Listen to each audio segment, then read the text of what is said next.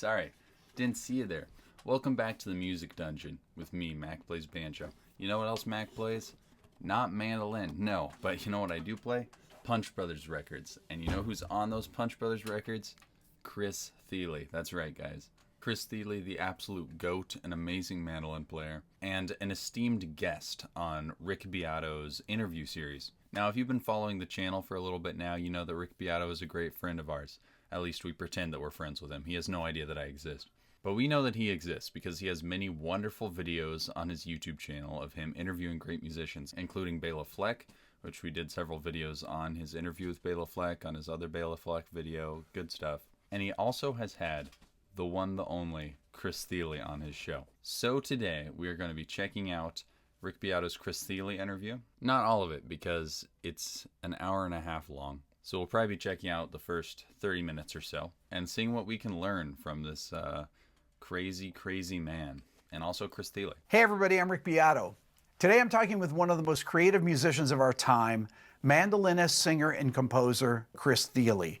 You probably know him from his work with Nickel Creek and Punch Brothers, two groups that helped bring bluegrass back to the mainstream in the 2000s. Neither of those groups are bluegrass, but we'll take Rick's word for it. But what's most remarkable about Chris is how far he's pushed the mandolin beyond its roots, exploring everything from jazz. I think what's most remarkable is how accurately he can simulate a seizure every time he plays, but maybe that's just me. Jazz to classical and beyond, literally redefining what's possible on the instrument. But before we move on, remember to hit subscribe. Here's my interview. You guys too, before we move on, remember to hit subscribe on this channel. We're not moving on until you do. Okay, I'm kidding. Let's go. Chris, what's up? What's up, Rick? It's so good Chris, to finally be here in this room with you. I've been wanting to interview you for years, and I was like, who do I know that knows Chris? I mean, that's usually what, you know. But I love the, yeah, it's funny, like the 6 degrees. Bela? I mean, he's done an interview with Bela, so I'm sure they know each other. Of separation in music. I mean, it's only like ever one, right? It is only like, ever one, but you have to know that one. Either one of us. It's like there's one person to just about anyone. First of all, I held your mandolin for a second, and tell me about your mandolin. Oh, what is that like 1920? What? Dude held a house in his hands. just held the price of like a brand new Ferrari in your hands, Rick. It's insane. Yeah, this is a 1924 Gibson F5. Okay. So made in the Gibson factory in Kalamazoo, and it's called Michigan. The Gibson. The Gibson. Yes. The Gibson. The Gibson. Yes. Lest ye forget. But this is it's one of the holy grails. It's you want it signed by this guy here, Lloyd Loar, who's actually he studied at Oberlin. Okay. There in Loar, right? Loar. Lloyd Loar, he's kind of the Stradivarius of mandolins. I don't actually know if he built a single one of these things, but he designed them. Okay. And then he, you know, as this label says, the top, back, tone bars, and air chamber of this instrument were tested, tuned, and the assembled instrument tried and approved February 18th, 1924, signed Lloyd Loar. This is serial number 75318. Okay. And I also have 75316. Okay, and how different do those sound? They're, well, I would think to the more casual mandolin devotee, of which there are multitudes. I know many. I know. To all you peons, you probably wouldn't hear a difference, but Chris, with his big ear, not saying he has physically big ears, just like his big mandolin ear brain, his big mandolin ears and his big mandolin brain, he can hear a difference, but not you. Not you. You don't get to hear it. That different sound is reserved for Chris. I know. I don't know. I think their similarities would be more striking than their differences. But to someone like, they're both mandolins. That's the similarity. To a colleague of mine, the differences are fairly striking, given that they were almost certainly on the bench in Kalamazoo on the same days, you know. And funny thing, 75317, the one in between my two, that's John Paul Jones's Loar. No way. Yes, who I see a picture of right over there. Right over there. The Led Zeppelin jet.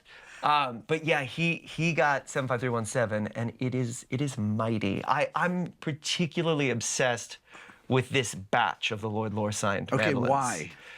So, Loar signed, I think, in the neighborhood of like 250, 300 of these things. Not all of them, survived, but a lot of them did. I mean, it's a beautiful object. You're going to want to. You're going to take care of it. You're going to take care of it. It's not like if you're moving house, I don't know, in the 50s, keep Dad's mandolin. But so Loar was going along. I think they hired him sometime in 1922, I think, to kind of revive their mandolin program. They'd been selling lots of mandolins, but then mandolin was falling out of favor. Banjo was kind of taking over. I mean, I think it felt more sort of industrial revolution. Unite. Oh my gosh, I gotta deal with my cat. Cat cameo. Okay, now you gotta go. The cat has got to be either being cute on screen or sleeping in the corner. You can't be just banging around on the drum set off screen. Also, oh my gosh, this face from Chris. That's going on the thumbnail. Screenshot time. Metal, cool looking, louder. Louder, yeah. Much louder. Yeah. And so mandolins were falling out of favor, and they looking. I think it felt more sort of industrial revolution, metal, cool looking, louder. Louder, yeah. Much louder. Yeah. And so mandolins were... Yeah, get it. That's right, mandolins suck. Banjos rule forever. All right. Falling out of favor, and they hired this hotshot acoustician to come in and sort of breathe new life into the mandolin. And he's the one who came up with putting violin-style F-holes in it instead of, previous to him, it was all oval holes. Yeah. Like a guitar. Or I guess those aren't oval, or they're pretty circular. But it was like oval holes in same concept. Yeah, and so he put F-holes, and that really complicated the tone in a beautiful way. He was really obsessed with the harmonic series, so like that in every note, like when I play, whoa, that's all over the deck there. But when I play this, you hear the fundamental, of course, but you also hear less obvious is that you're also hearing da, and above that, da, and da, fifth. And then above that, the fourth, you know about all this stuff. But so the more of those you encourage out of the instrument, the more kind of rich, luscious. Fun fact, a lot of you probably already know this, but the reason why different instruments sound different is because of the different prevalence of those higher notes. They're called overtones. So a banjo sounds like a banjo, and a mandolin sounds like a mandolin, and a trumpet sounds like a trumpet because they have different ratios of all those higher notes, and that's what brings out different timbres. If you just have the lowest frequency and none of the higher notes, it just sounds like a sine wave. It just which even there were overtones, but that's like the best that I can replicate it with my voice. So yeah, if we didn't have overtones, all our instruments would sound like this, which is pretty crazy. So harmonic series is really cool. Highly recommend you look into it. It's very neat. Moving the tone becomes, and his theory was if you put violin F-holes in it, like the great violins of our time, that similarly they would become better and better instruments. And I think he was right about that. For people that don't realize this, that the mandolin is the same tuning as a violin, exactly the same. Yeah, great point. Yeah, so G, D, A, E were tuned in fifths, which just makes so much more sense to me than fourth, and it's so confusing to me because everything is so. I have to agree. A consistent tuning like that sounds amazing. Obviously, banjo we have, fourth, then a major third, then a minor third, and then the high G string for some reason. It's just so stupid. And having it tuned to fifths or all the fourths, whatever, has some real distinct advantages. So does an open chord tuning. It has some really good advantages. Because, obviously, you can never play anything approaching, melodic style on an instrument tune like that. And that gives us a lot of cool possibilities that those instruments don't have. But I do sometimes long for the advantages that being tuned all in fifths could give you. Like the relation of every string being the exact same. It would be nice. But, all that means is that we have to do a little more memorization on the fretboard. And that's okay. Far apart. And for the mandolin? Okay, yeah. When I play the mandolin, I think, Wait, where is this note? Because I'm so used to playing in fourths. You're still going. You're still going. Still going. You're still. Everything is so far apart. Yeah, but thankfully, it is a little. I noticed it like an A flat scale on a violin is more comfortable. You don't have to be reaching quite so far. But also when you get up here, it's like you've got a little bit more acreage than a violin, which is nice. Yeah. But anyway, so he's going along. He does come up with some beautiful innovations, Laura does. His mandolin looks bigger than mine. Or maybe he's smaller than me. I thought he was like 6'1" or something. But it definitely looks bigger in proportion to like his hands and stuff. That being said, this is like a $2 mandolin. And like I said, his cost, the GDP of a small country.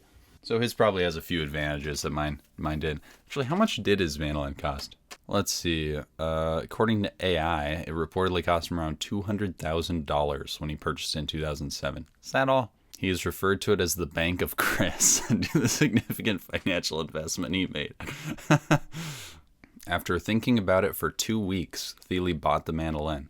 I agonized over it, came back to Nashville and played it again, and that night I got 2 hours of sleep. But then I realized that whatever buyer's remorse I could experience would be nothing compared to the agony of seeing someone else buy that mandolin. The Bank of Chris, because he poured his entire savings into it.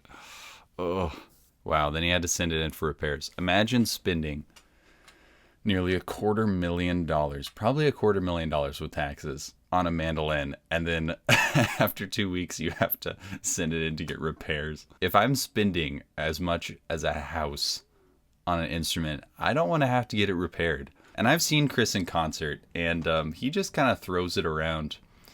Like, he doesn't seem to have that much concern for it. Obviously he does, but he's very casual with how he holds it. If I was holding that, I'd be like, ugh. But he's just like swinging it around, throwing it over his head, Maybe it's just our personalities. The mandolins still aren't selling. He keeps working. He keeps developing.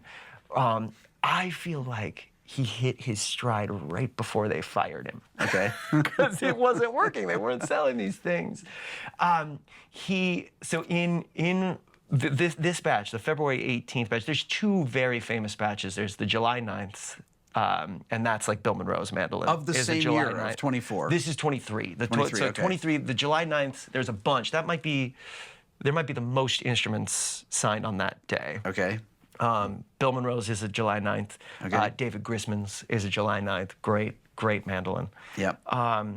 And then he keeps working. I love the finishes of it. It's so geeky, but I love this kind of like darker. They were a little bit more yellow earlier, brown, yellow. These are a little bit darker, a little chocolatey, like the finishes. Yeah. And could be psychosomatic. It's not, though. I mean, if you blind tasted these things, they are also like a little darker, more chocolatey. Mandolin is such a, it's such a precise instrument. It's so this pick hitting metal strings, this frets, pointillistic. Like you gotta you have to figure out a way to mellow it a little. Like of course that's a strength. You have to treat it as a strength, not a defect. The precision that a mandolin is capable of rhythmically, but you also want to do your best to like coax some like warmth and like flesh and blood, some soul out of it. And I feel like these later very similar to a banjo in that way, I gotta say. They are very distinctly different instruments, but there is a lot in common that you can learn from mandolin players. Some of the timbre is kind of similar in some cases. Instruments have something about, maybe there's like some of the tops look to be wider grained, like maybe the wood breathes a little bit more. Maybe the tops were a little thinner, like allowing for more resonance. Right after this batch. So he would go on and make almost another year's worth of instruments after this batch. I think he got fired late in 24. But right after this, he develops this thing he called it a Verzi tone producer. Okay. Many of us snarkily refer to it now as the Verzi tone reducer. What is that? But it's this funny little wooden kind of disc that he attaches to the top of the instrument, and as far as I'm concerned, some people love them and bless them. It was on this batch that he started attaching that thing to the top. Okay. The ones that have it, for me, are less magical. The ones that are they a little don't deader? Have it, To me, yeah. Okay. They feel a little heavier. They sound a little deader to me. Yeah. Some people argue that there's more clarity in the high end. I'm not hearing it. And I feel like there's a reduction in some of that like warmth and like flesh and blood, soul feeling. Move the top, move air, affect the room, you know? Be able to pour yourself into it and Yeah, I mean, you would think like the more mass attached to the soundboard, the quieter and like deader, less vibration there's going to be. So, I mean, my banjo's not going to sound too good if I just like duct tape a piece of lead on the drum head. So I don't know why that would, I don't know. That's an interesting idea though. I'd like to look into that. And to trust that people are going to receive what you're pouring into it. So I'm looking for kind of the latest lures before that Verzi thing started getting attached to everything. And this batch, there's 2 batches of February 18th. There's this batch of serial numbers, which I think there's like 25, maybe 20, 25. And then there's a bunch of other, you made a bunch of guitars or something, also February 18th. And then there's the later batch of February 18th. Is it just that they signed the things on February 18th? They probably laid out all the pieces of paper that were to go inside everything. Exactly. Oh, we're going to glue these in today. Exactly. I'm sure it's like months worth of building happening, and it just he's in there that day, like testing and signing off on these axes. But that later batch, almost all of them have the Verzi, and even some of them from this batch have it. And then the thing is, a lot of people who get the ones with the Verzi have taken them out. I still don't think, because then he tuned them with the Verzi attached. Right. And so there's something. Is it attached? Is it attached under the top of the guitar? Yeah, under the top. So yeah, when they what do? They just get the glue and they heat it and they get There's an amazing, my buddy Mike Marshall apparently has a tape. I think it was him and Todd Phillips. They got real high one night and took the top off and took the Verzi off. Has the top ever been off? Butchering that story, but has the top ever been off that mandolin? Not to my knowledge. Okay. No, and this one and the other one that I have, 75316, were marked by how original they were and how clean they were. Everything, all of this, this what you might consider to be evidence that this thing is 100 years old.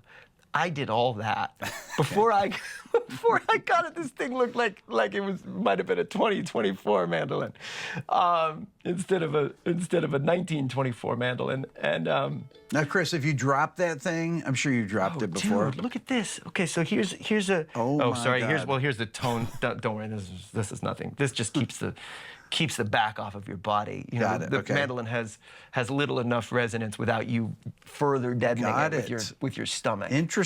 So this kind of keeps it off. They make them for guitar too, but I don't think it's necessary. I've never seen that before. But so if you can look through that, there's a crack here. Yes, I see and that was me in Chapel Hill, North Carolina, playing at the University of North Carolina, and these, you would think, right? This is what I do for a living. You'd think I'd have like a bulletproof strap end pin situation. Yeah.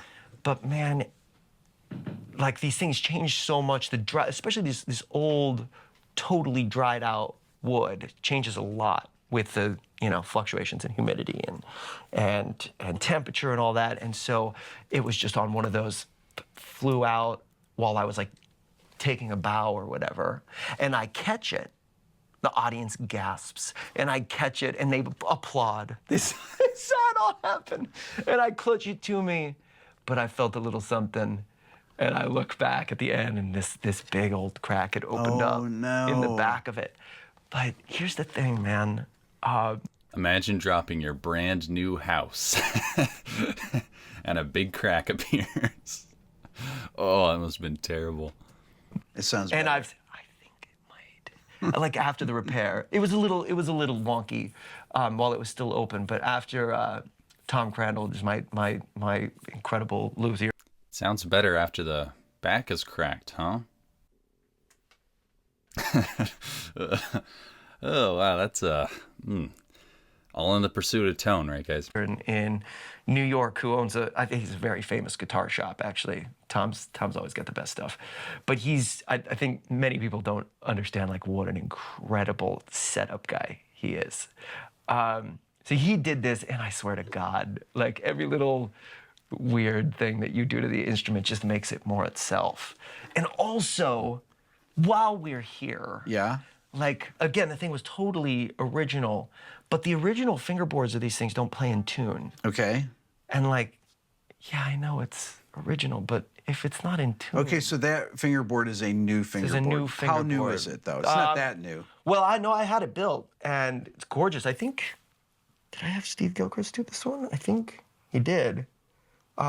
He's like, Steve Gilchrist is just sort of the master mandolin builder of our time. Okay. And like a pretty intense devotee, particularly of Lloyd Loar's instruments. And so he's the guy. If you want to mess with your Loar, he's always also doing the work under Chris, duress. I'm never going to have a Loar mandolin. You should have one. You kidding me, Rick? It's like pocket change to you. With how big your YouTube channel is, just like get like 4. Sell one of your 17 guitars here and just pick up a mandolin. Throw it on the wall. Looks good. You should have one, of all people. Okay, Sicilian so heritage. Were you there when he took the the fingerboard off? Where is the fingerboard? You have the fingerboard, I would right? have had to deal with him complaining about it the whole time because he doesn't want to modern. He's so in awe of what Loar and the Gibson Factory. Do you have to take Factory. the binding off, or what? I think he must have, and he kind of like aged this binding to kind of match the original. Oh my God! I have the original board. Yeah. What do you do with it? Just like have it in a drawer somewhere or something? Yeah, it's there. So it could, it could theoretically be restored to original condition, but like, I'm never gonna let go of this thing. Yeah. I should have had the guts. I mean, he already let go of it when he dropped it, but I guess you don't necessarily know how attached to an instrument you're gonna get when you first get it. I mean, you love it enough to buy the thing. Yeah. And it was, not an insignificant investment. But like, you don't know, and you do kind of want to protect yourself. Like, what if I fall out of love with it, or find one I love more? So rather than basically modernizing the existing board, which might have been cool, because like that old ebony is denser. Climate change has taken its toll on the ebony stock. You got to find someone who has antique ebony, so that it's got that density. And you never know, like the old hide glue, like what? Like, not to get so geeky, but like, what is it that makes this thing itself? Like, ooh. But I was still nervous enough to it's a new board. When you got it back, did it take a minute? Did it sound completely different? Yeah. I mean, Did it freak you out? Yeah, a lot. It was definitely different. But you also never know, because like the thing sounds different today than it did yesterday. Yes. Like they all... It sounded different yesterday. I didn't hear it yesterday, but it sounded different. That's how different it sounds, for you. Much louder today. But yeah, it does. So you never know, like, oh my God, did I just ruin my beautiful instrument? Or is it just one of those You gotta days? try. You have to do the thing, and it's gotta be in tune. Like, I can't be... Yes. Chris, you play all these weird chords that mandolin players don't play. The tune you were just playing before we started. Oh, yeah. Yeah. Okay, I want you to actually play that, because you play a million different chord voicings in there that no mandolin players play except for you. Oh, well, there's...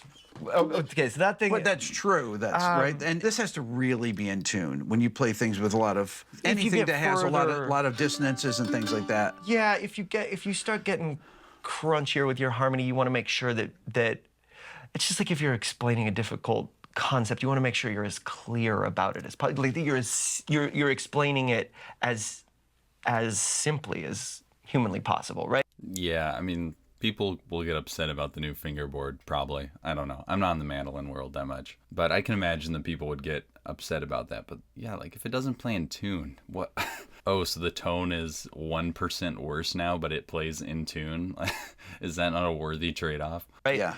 And so it's the same with harmony. If you're going to get further afield, than 1, 4, and 5, which remember Lou Reed would say, if you're using 3 chords, you're pushing it. 2, you're okay. Or wait, no. No, if you're using 2 chords, you're pushing it. Right. 3, and you're into jazz? Is that what he says? Oh, yeah. 1 chord, you're fine. 2, you're pushing it. 3, you're into jazz. But the further afield you get, you just want to make sure that people trust what they're hearing. But yeah, that thing. Funny thing about this. So this is called Goddamn Saint, and and it was on the most recent Nickel Creek record. Nickel Creek was kind of my first project, and if you know, I guess maybe if someone knows me, chances are they know me from that. Yeah. Or, you know, who knows what it is. They've been so Nickel so Creek started scattered. in the 1970s, right? Like, feels like it. 89. I was born in 81. I mean, it was almost the 1970s. Yeah, it was. It was a hell of a lot closer than now. But, yeah, 89, we started in, so I was 8. Sarah Watkins, our fiddle player, was also 8, and Sean Watkins was 12. And yeah, and my dad played bass back then. And so we were this little kid band kind of traveling around playing bluegrass festivals, sometimes competing in band contests, also playing like Riders in the Sky covers. Nice. And yeah, we got a quote from Too Slim from Riders in the Sky who said, "Nickel Creek, they're like Riders in the Sky on helium." And I was pretty, like, if you go track down that music, I mean, it is, yeah, it's like, apple trails to you. It's pretty, it's like 3-part harmonies. It really does sound kind of like a Chipmunks record. But yeah, we're still a band. We've taken a couple hiatuses for, you know, at first it was like we really needed to find ourselves, I think, as individuals. It was you know, an unbroken stretch of making music together from when I was 8 to 26. And just so people know, you're 44. 44, yeah. Yeah. 44 as of, what is it, October 8th? Happy birthday. No, God. 44, jeez. I don't know why. I always think of Chris as being like 26. Probably just his energy. Like, have you ever seen a 44-year-old with this much manic energy? What a boss. Love this day. No. I mean, as of today. My birthday's February 20th. 45, whoa. His birthday's February 20th? That's coming up. And isn't Noam's the 27th? Oh, that's cute. We had this record come out when I was 19 or 20. I was 19. It was like our first thing on a proper label. Sugar Hill, so kind of a roots label, but you know, felt very proper to us. Absolutely. And it sort of accidentally sold 1 million records. Mm-hmm. But it was like, it was a weird. Man, I wish I could accidentally sell 1 million records. Such a good record. It was a weird moment because it didn't, you know, necessarily sell 1 million records because it had a big hit on it or anything. It came out at roughly the same time as the Oh Brother, Where Art Thou soundtrack. 2002, was it? No, it was like 2000 on the dot. 2000, okay. And maybe Oh Brother was like 01, but like our record was out, and so it became, people would name check us as like evidence that there was a movement happening. Like, even young people do this shit. Yes. You know, so it's like, Oh Brother, Where Art Thou? I'm like, isn't this cool? And Alison Krauss is a big part of it. And you guys know Alison Krauss, right? And so it's like, if you had one bluegrass record, it was Oh Brother, Where Art Thou? And if you had 2, you had Oh Brother, Where Art Thou and the latest Allison record. Right. And if you had 3, maybe you had Nickel Creek's record. Because it would be like, you know, Oh Brother, Where Art Thou, Alison Krauss, and this kid band. I mean, we weren't kids anymore, but we're starting to look like young adults, and they were dressing us like the stars of Dawson's Creek, and like, you know, Creek even. And you know, like all of a sudden I had frosted tips, and you know, there was a stylist, and they reshot the cover because we looked like little, you know, country bumpkins on the cover of the first cover, and then started looking like dashing young people the second. Anyway, it was a whole thing, and they put a couple music videos out on CMT, and CMT was in this moment where they wanted to prove that they could sell records by themselves without country radio. They wanted to get a little bit more leverage with big acts, and managers were going like, yeah, but I mean, it was country radio that sold those records, so they didn't have any leverage in whatever negotiations were afoot. I don't know.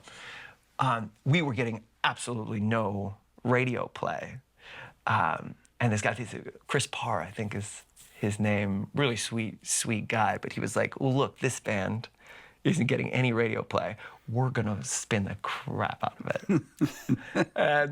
And so we had like a couple #1 videos on CMT, because it was like, he wanted. Well, this was the real bluegrass explosion that happened then. When I interviewed Allison, she talked about this, that all of a sudden it was a massive thing. Yeah. I remember everybody was talking about bluegrass. Everybody was listening to bluegrass. And is it like, does this kind of happen every 20 years or so? No, I don't think there was like if it's Deliverance. ever happened again. No, but remember Deliverance? Yeah, true. Right? And so then everybody's wanting to hear, because there's always like a bluegrass song everybody wants to hear. And so then it was, everyone wants to hear dueling banjos. And then it was, Oh Brother Where Art Thou, and everyone wants to hear, I am a man of constant sorrow. And now it's Billy. That's true. I think it's about 20 years. It is about 20 years. Oh my God, well, it's 25 years probably. Yeah. But so, and God, and bless it, I saw Billy live finally. Like, I saw him ages ago when he would be like the first thing on at a bluegrass festival on Sunday morning. Billy played, when he was here, he played 2 nights at the State Farm Arena. Sold out. Massive. Yes, unbelievable.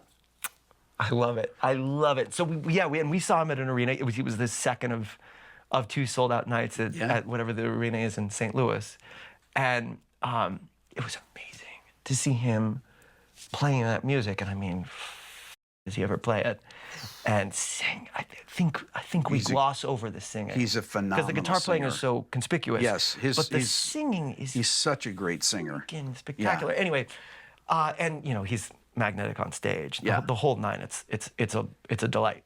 He had us up, and so like now I'm playing these songs that I've been playing around campfires since I was 5 years old, and like 20,000 people just like screaming their heads off, and they know it.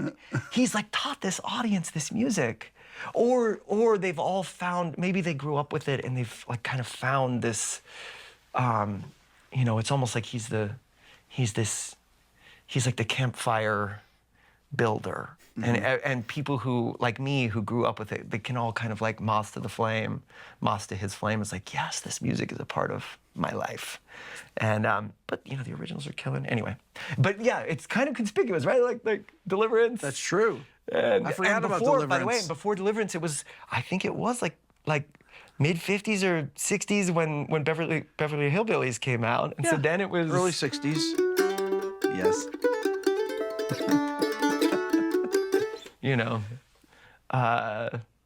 Poor mountaineer barely kept his family fed. You probably get an email about that one. All right, well, I've been recording for quite a while, so I think I'm going to call it here. But yeah, awesome stuff here. Chris is pretty good. He's okay. Rick Beato is always killing it with the interviews. And yeah, if you liked this, please let me know if you want to see a part 2 and a part 3 probably with how long this interview is. But yeah, hope you enjoyed the video, and I'll see you in the next one.